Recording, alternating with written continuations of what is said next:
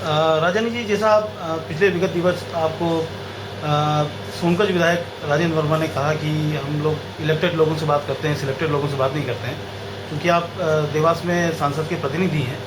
तो इस विषय में क्या प्रतिक्रिया आप देना चाहेंगे?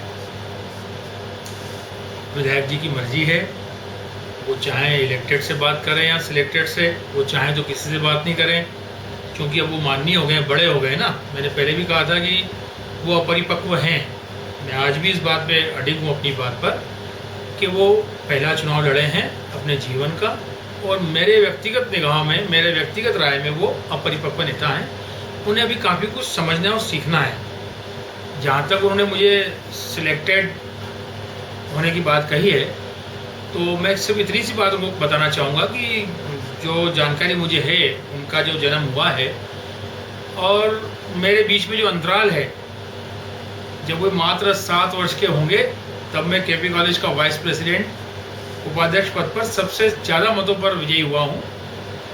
जब वो 8 वर्ष के थे, उनकी उम्र मात्र 8 वर्ष थी, बहुत बालक थे वो, इस देवास के केपी कॉलेज का मैं अध्यक्ष चुना गया और विक्रम विश्वविद्यालय के उपाध्यक्ष पद पर निर्वाचित हुआ हूँ। जब उनकी उम्र मात्र 16 वर्ष की थी, तब मैं देवास की सबसे प्रतिष्ठित सीट पर पार्षद पद पे विजयी हुआ कांग्रेस की ओर से, और मैंने उन्हें हराया है जिन्हें वो बहुत अच्छी तरीके से जानते हैं। उनके पिताश्री के परम मित्र थे भारतीय जनता पार्टी के नगर अध्यक्ष। मैंने उनको हराकर विजय श्री प्राप्त किए।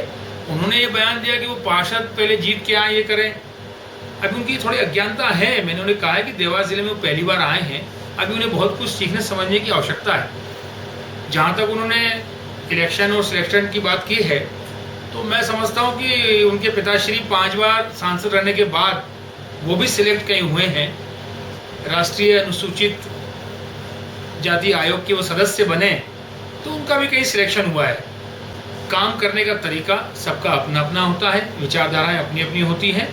परंतु अगर कोई बड़ा भाई जी, एक तरफ तो ये खुद उनको काका कहते हैं, जब सामने मिलते हैं तो सज्जन काका कहते हैं, पीठ पीछे उन्हें कहा जाता है कि मैं उन्हें दिन में तारे दिखा दूंगा। ये कौन से संस्कार की बात करते हैं? मुझे मेरे गुरु, राजनीतिक गुरु सज्जन वर्मा जी ने तो कभी ऐसा नहीं सिखाया कि बड़ों के प्रति किस तरह से बात करना चाहिए, और दिन में तारे उन्हें दिखाए जाते हैं जो दुश्मन होते हैं। जब जिन्हें काका कह दिया जाता है तो बाप को बाप और पड़ोसी को काका तो कहना ही चाहिए। ये संस्कार हम में हैं। भारतीय परंपरा अनुसार जो भारत की संस्कृति है, हम में रसी बसी है।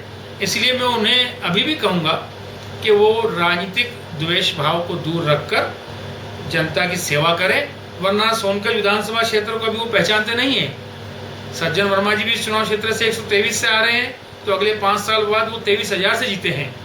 इस बार अगर वो जीते हैं तो कहीं ऐसा ना हो कि इस बड़बोलेपन और अज्ञानता की वजह से उन्हें 2013 में धूल चाटना पड़ जाए।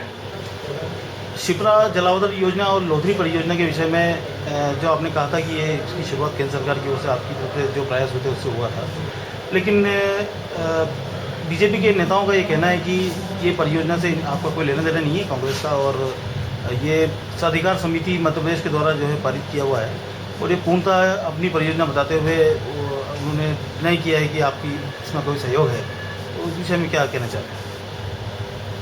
वैसे तो अच्छा ये होता कि भारतीय जनता पार्टी के नेता यह स्वीकार करते कि पिछले 20 वर्षों से जल संकट देवास की जनता झेल रही है, उसमें सबसे बड़ा योगदान है तो भारतीय जनता पार्टी के नेताओं का, जिन्होंने शिप्रा आवेदन योजना को कभी पूरा नहीं होने दिया। शिप्रा आवेदन योजना जब मैं स्वयं पार्षद था सन 94 में, शकील हारून शेख महापौर हुआ करती थी। हम लोगों ने इसको प्रस्ताव पास करके सबसे पहले हमने भेजा शासन को। उसके बाद कांग्रेस के अन्य महापौरों ने, जो हमारे बने समय समय पर, उन्होंने इसको स्वीकृत करा कर लाए। कांग्रेस की गवर्नमेंट थी, जब तत्कालीन स्थानीय शासन मंत्री भाई सज्जन वर्मा जी थे, उन्होंने स्वीकृत करके इसको जब यहाँ भेजा 2000 के अंदर, तो मुझे बताने की आवश्यकता नहीं है कि किस व्यक्ति ने शिप्रा आवेदन का विरोध किया और किस हद तक विरोध किया उस योजना का, कि उस योजना को लागू करने में तत्कालीन पदाधिकारियों को पसीना आ गया। वो दुर्भाग्य देखिए इस देवास का, भारतीय जनता पार्टी की कथनी करनी का। आज वही योजना भारतीय जनता पार्टी अपने कहकर काम चालू करा रही है। जो लागत पिछले 10 वर्ष पहले 15 वर्ष पहले आना थी और आज आना है, कम से कम 3 गुना लागत बढ़ गई। उसका श्रेय भी मैं भारतीय जनता पार्टी को देना चाहता हूँ। शिप्रा अवधान योजना को लागू करने की वो बात करते तो निश्चित रूप से आज वो काम करा रहे हैं। योजना कांग्रेस सरकार की देन है, उसको डिले करने का पूरा काम, विलंबित करने का पूरा काम भारतीय जनता पार्टी के विधायक श्री तुकोजीराव पवार ने किया। हर मीटिंग में उन्होंने बैठक का बहिष्कार कराया, बहुत बड़ी बड़ी बातें की। वे नर्मदा नायक बनने की कोशिश करते रहे कि मैं नर्मदा ला के दूंगा, आज तक नर्मदा नहीं आई। 20 साल में जल संकट जो जनता झेल रही है उसका पूरा श्रेय भारतीय जनता पार्टी के पदाधिकारियों और विधायकों में देता हूँ। जहाँ तक सवाल है लोधी परियोजना का, तो मैंने पहले भी कहा है कि भारतीय जनता पार्टी के नेता झूठ बोलते हैं और जोर से बोलते हैं। लोधी परियोजना माननीय चंद्रप्रभा जी शेखर जब यहाँ के विधायक हुआ करते थे तब लागू हुई है। अच्छा, इसी प्रकार जो जैसे आपने केंद्रीय निधि से एक विजयगंज मंडी तक का रोड जो है पारित करवाया था, आज तक उसका काम शुरू नहीं हो पाया, तो उसके विषय में आपका बताइए। दरअसल मैंने पूर्व में भी कहा है कि देवास विधानसभा का बड़ा दुर्भाग्य है कि निष्क्रियता का हमेशा बोलबाला रहा। इच्छा शक्ति जिस नेता में नहीं है, ये जलसी है, एक ऐसी दुर्भावना, उसका परिणाम जनता को भुगतना पड़ता है। देवास जिले की सबसे बड़ी सड़क देवास विजयगंज मंडी को स्वीकृत करा के लाए हम, और सज्जन वर्मा जी ने चुनाव के समय वादा किया था विजयगंज मंडी के अंदर चुनावी सभा में कि अगर यह सड़क मैं नहीं बनाऊंगा तो मैं कभी विजयगंज मंडी नहीं आऊंगा। तत्कालीन केंद्रीय सड़क परिवहन मंत्री माननीय कमलनाथ जी ने सड़क को स्वीकृत किया, और चूंकि मैं उस विभाग में मैं भी खुद स्वयं डायरेक्टर हूँ नेशनल हाईवे में, तो एक विशेष हम लोगों का लगाव रहता है कि हम हमारे क्षेत्र में जिस विभाग में हम कहीं पद पे हैं तो वहाँ के लिए कुछ करें। 29 करोड़ रुपए की राशि इस देवास विजयगंज मंडी सड़क की केंद्र सरकार ने राज्य शासन को भेज दी। 2 बार टेंडर निकल चुके लोक निर्माण विभाग द्वारा, मात्र एजेंसी है मध्य शासन, 1 रुपये का योगदान उनका नहीं है। अड़ंगे लगाकर काम को रोका जा रहा है। ये बहुत दुर्भाग्यपूर्ण कदम है भारतीय जनता पार्टी के नेताओं का। कुछ समय पहले आपने घोषणा की थी कि शहर में जो एबी रोड मार्ग गुजर रहा है, नेशनल हाईवे गुजर रहा है, तो उसे 4 लेन में कन्वर्ट किया जाएगा, तो इस विषय में क्या प्रगति हुई है, आप कुछ बता पाएंगे?